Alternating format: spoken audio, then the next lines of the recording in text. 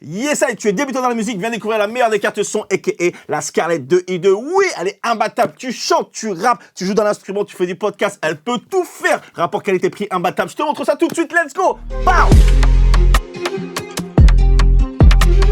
Yes, l'équipe, c'est ton gars avec Alex. Comment ça va? Installe-toi, car aujourd'hui, on va découvrir la meilleure carte son pour débutants de l'année. Oui, ça y est, enfin. Que tu sois débutant dans la musique, dans le chant, dans le rap, dans la production musicale, que tu veux te lancer dans du podcast, ou juste que tu as besoin d'une bonne carte son pour brancher tes enceintes, j'ai ce qu'il te faut, la Scarlett 2i2, aka la carte son la plus vendue du monde. Oui, ça c'est vérité, vous pouvez aller vérifier. La Scarlett 2i2, c'est la carte son la plus vendue dans le monde. De toute façon, elle est très facile à reconnaître, vous l'avez vu dans des centaines, voire des milliers de vidéos, elle est toute rouge. Et celle-là, c'est la 4e génération. Franchement, moi je suis arrivé à partir de la 2e, j'ai vu la 3e, et là, on va enfin pouvoir découvrir la 4e génération. Je te dis tout de suite, Focusrite, Novation et moi-même, on a plus de 1000 € de cadeaux à te faire gagner dans cette vidéo. Reste bien.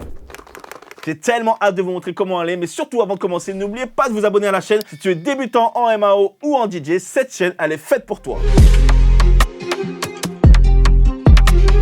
Allez, c'est parti, on commence direct. Regardons ce qu'il y a dans cette boîte. La Scarlett 2i2, 4e génération. Et oui, ça fait un bout de temps que c'est là, Focusrite, et ça ne fait que progresser en qualité. Voilà, welcome to Studio Sound. On a directement la carte son qui est bien emballée. On va l'ouvrir. Hop, voilà la bête, elle brille. On dispose bien entendu d'un câble USB, USB-C. Et bah, c'est tout, on a une petite notice, mais bon, on n'a pas besoin de lire, on sait comment ça marche. Voilà la nouvelle Scarlett 2i2, 4e génération, complètement repensée. Le design est différent comparé à la 3e génération. Allez, c'est parti, regardons en détail toutes les fonctions de la Scarlett 2i2.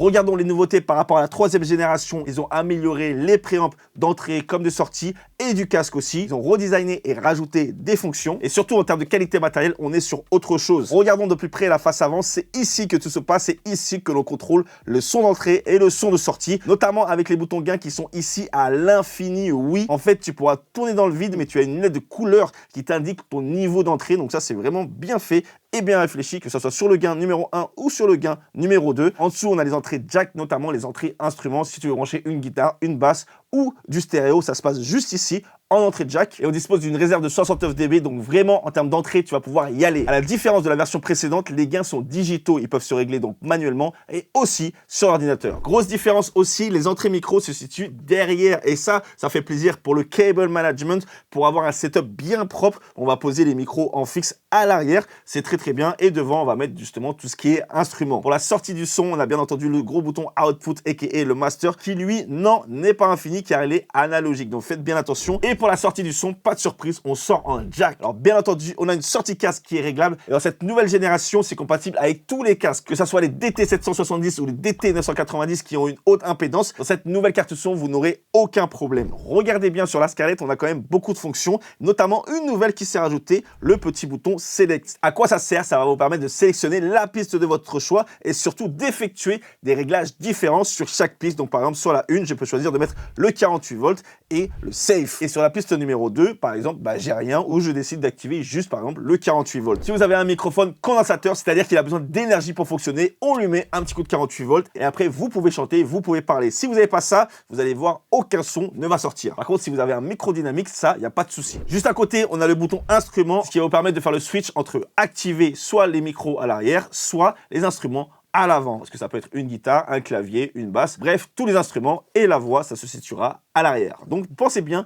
à l'activer ou le désactiver si vous en avez besoin. On a un nouveau bouton aussi qui est l'auto, c'est l'auto-gain. À quoi ça sert? En fait, si vous ne savez pas régler le gain, vous allez appuyer sur auto et en fait, vous allez chanter ou jouer d'un instrument plus ou moins fort, et lui, au bout de 10 secondes, il va vous faire un bon niveau de gain. C'est très intelligent d'avoir cette fonction, surtout quand on est débutant et qu'on ne sait pas vraiment faire la différence entre le gain d'entrée et le volume. Et surtout, ça vous permettra d'être jamais trop bas et surtout jamais trop haut pour ne pas saturer. Juste à côté, on a le bouton Safe. Safe qui veut dire sécurité. En fait, il y a un petit DSP à l'intérieur qui va permettre d'anticiper le fait que tu vas saturer ou que tu vas arriver trop haut. Lui, il va réduire pour pas casser le signal. C'est un petit peu technique, mais c'est très important, surtout quand on enregistre par exemple quelqu'un en live qui va pouvoir passer de très bas à très haut, où on aura peut-être mal réglé le gain. Avec le bouton Safe activé, ça va vous permettre d'éviter la saturation et de casser le signal lors de l'enregistrement. Donc là, en termes de nouvelles fonctions, on a l'auto qui va éviter d'être trop bas lors de l'enregistrement et le Safe qui va vous permettre d'éviter la saturation. Du coup, si tu es débutant, n'hésite pas à l'utiliser. Donc là, clairement, avec ces deux boutons activés, c'est impossible de rater son enregistrement. Et juste après, on a le bouton R. Ça, c'est le bouton qui va vous permettre de sublimer votre enregistrement si vous en avez besoin. Par exemple, vous avez un micro qui n'est pas de super bonne qualité, vous appuyez sur le bouton R. Et là, il y a toute une chaîne de saturation, d'EQ, d'harmonique qui va se mettre en place pour donner de la vie et sublimer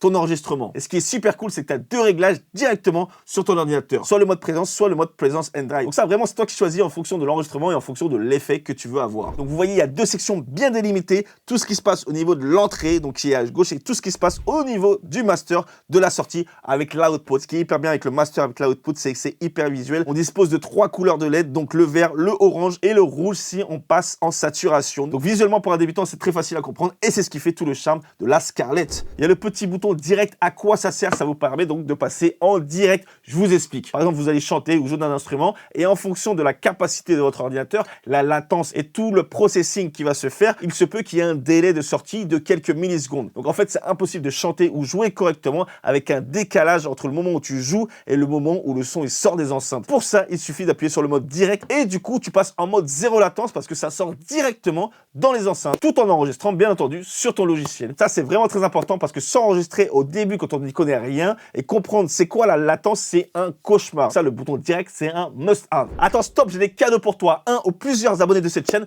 va pouvoir remporter le gros lot. J'ai plus de 1000 € de cadeaux pour toi. Oui, toi, débutant en musique production, tu vas pouvoir te refaire dans ton studio. Écoute, j'ai un Novation Bass Station 2 à t'offrir. C'est un synthé légendaire pour la basse. J'ai un Novation Launchkey 61 MK4, le grand clavier maître, là, l'ultime, le grand, celui-là qui sera hyper beau, hyper pratique sur ton bureau. Tu t'y vois déjà, il est pour toi. Et j'ai 7 Focusrite avec le bundle complet. Oui, comme ça, tu vas pouvoir upgrader, avoir une bonne carte son pour te faire plaisir. Alors, comment on fait pour gagner? Il suffit que tu fasses une vidéo avec un produit Focusrite ou Novation. Tu me l'envoies ou tu envoies le lien de ta vidéo directement dans les commentaires et on va délibérer d'ici 3 semaines pour choisir l'une ou plusieurs des meilleurs prods ou des meilleures vidéos. Bref, c'est le moment de nous surprendre et que toi, tu sois créatif et c'est parfait de recevoir tous ces cadeaux juste avant Noël. Je te jure, fais le compte, il y a plus de 1000 € de cadeaux juste pour toi. Le ou les gagnants seront annoncés sur Instagram et là où les vidéos seront partagées sur les réseaux sociaux de la boîte noire du musicien. Bref, à toi de jouer.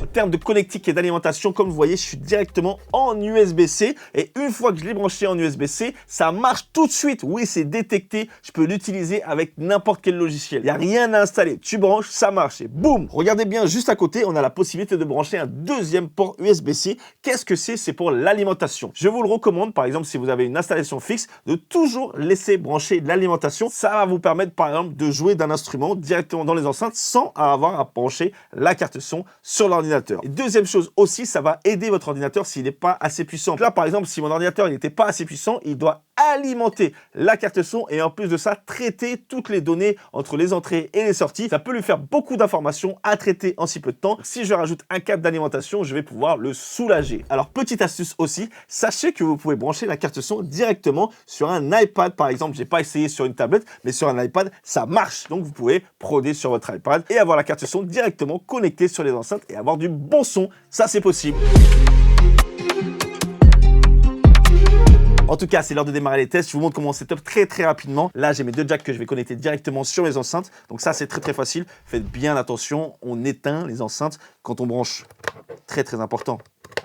Voilà, left on right, droite et gauche. Donc ça, c'est vraiment très facile. Et pour brancher un micro, il nous suffit d'avoir un micro. Voilà, ne faites jamais ça, ne jetez jamais un micro. C'est hyper fragile, j'ai grave eu peur. Il nous suffit juste de le brancher à la sortie du micro et de le brancher à l'entrée de la carte son en voie numéro 1.